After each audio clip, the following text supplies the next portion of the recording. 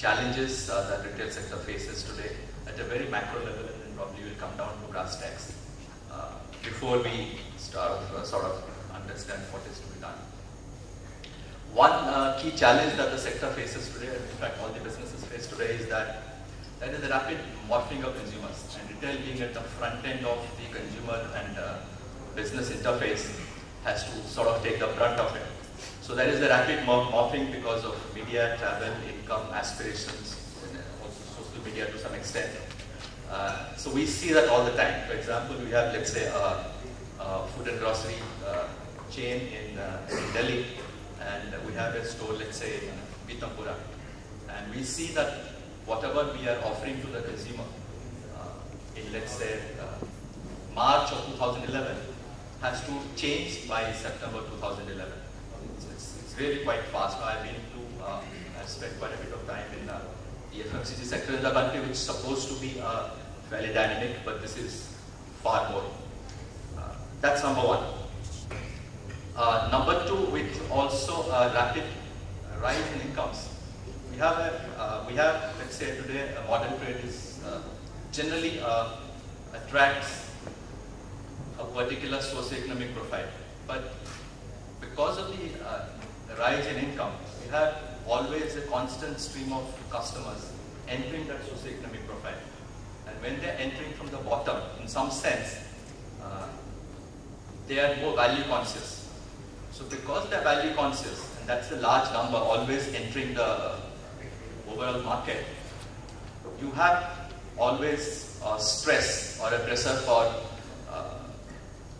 offers, discounts, and pricing. So that puts a huge amount of challenge on margins of the business. And also because of new customers coming to the market, customers morphing, you need organizations with fairly large degree of flexibility and innovativeness. And if you see, I've been in this sector from 2006, end of 2006, and I've seen it already go through two major cycles maybe. 2006 was a completely euphoric time for retail, where like we've been seeing the last couple of days, the last 3 days, the front pages of the newspaper and media were actually full of retail stories every day. So it was a completely euphoric time. And then again, it went through probably the most difficult time that any sector has gone through in the last 3-4 years.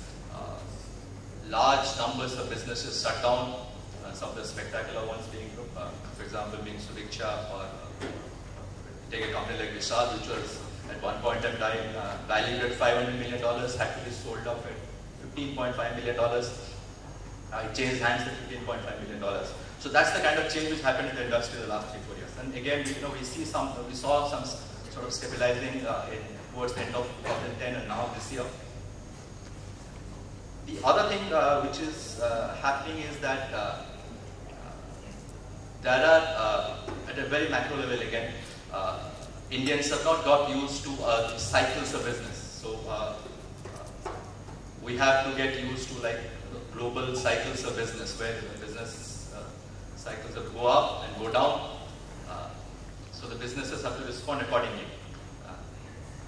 Now, in the coming 8 to 10 years, the fundamental factors which affect which are driving global uncertainty, like demographics in the West, or like, let's say, a highly stretched welfare system, are likely to stay. So the fundamental issues are not going to go away. And that will keep the uncertainty always in play, and that continuously will affect the Indian retail market and Indian business. So probably the way the retailers played in the last 4-5 years, they went completely in one direction in 2006-07, which was growth, which was very, very aggressive expansion. And then they went in 2009, they became very, very conservative. So probably the way forward is something like moderate, to be moderate, like, like most of the things are like probably prudence, moderation will be possible ways forward.